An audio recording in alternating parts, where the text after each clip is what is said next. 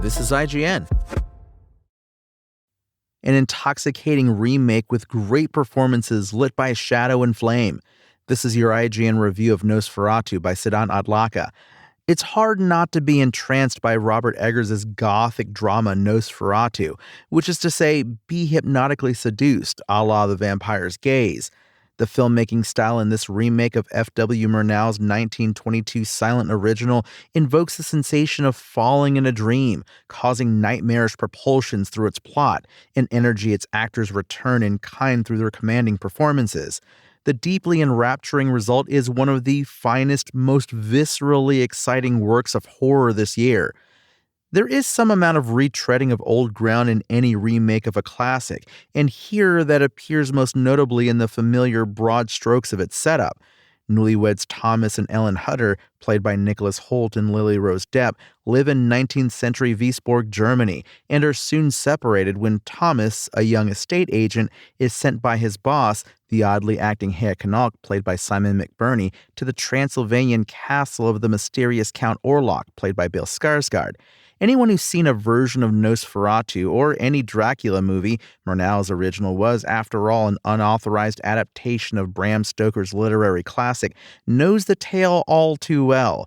However, Eggers' remake makes a key change to the material that alters the story's point of view, and thus who it's actually about, making this interpretation something new and untemplated. In other versions, Ellen, and the novel's Mina, is a mere passenger to the plot.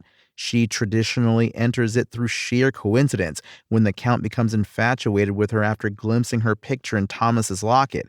However, Eggers' adaptation turns this convention on its head right from its wholly original opening scene, in which a young Ellen is drawn by some unseen force from her bed and briefly encounters a beastly creature reminiscent of Dracula's wolf-like form in Francis Ford Coppola's lush, erotic 1992 version, with which Eggers' remake shares some creative DNA. This fleeting scene features hints of violent sensuality and writhing, buoyed by Robin Carolan's nerve-wracking score, and it transforms Nosferatu's subsequent text into something both intimate and immense. The knowledge that Ellen is known to Orlok years in advance of the central plot turns her into the main object of his quest. What transpires between them remains unclear, but it resides at the back of Ellen's mind as the years go by, and is kept at the back of our minds as well, via visual echoes and similarly moonlit scenes. Upon bidding farewell to Thomas in the present, which is 1838, Ellen seems perturbed and confesses to loving her macabre and disturbing dreams of this vicious event, affording Depp the chance to dip her toe into challenging emotional contradictions. However, Ellen's state of mind is usually dismissed by other characters as mere melancholy or some depressive sickness. Also, from the get-go, Eggers' remake centers Ellen's sexuality and autonomy more than most versions, and he effectively explores the effects of tipping the scale.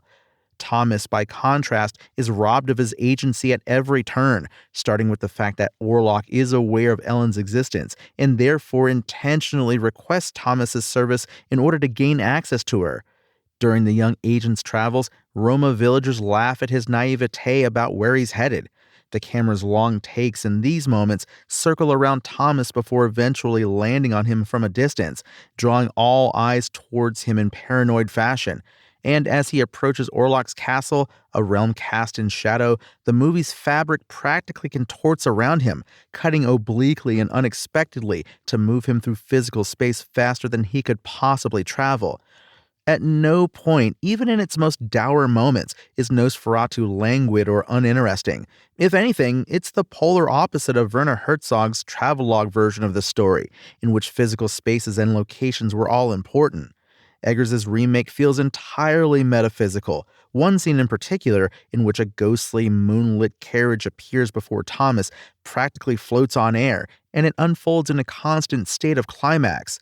It might be Eggers' most complete and artistically accomplished work to date, with an enveloping, assaultive sound mix that complements its aggressive images, which are designed to disorient and allure in equal measure.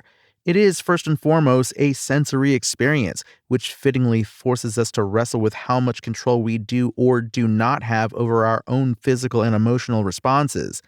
Nosferatu is Robert Eggers' finest work, given how it both boldly stands on its own as a gothic vampire drama and astutely taps into the original texts. F.W. Murnau's silent classic and Bram Stoker's novel Dracula.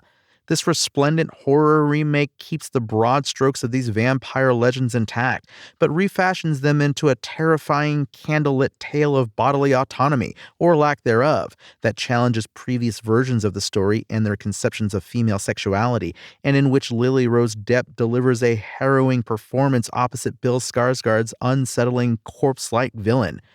Nosferatu's IGN score? 9 out of 10. Nosferatu premieres in theaters on December 25th.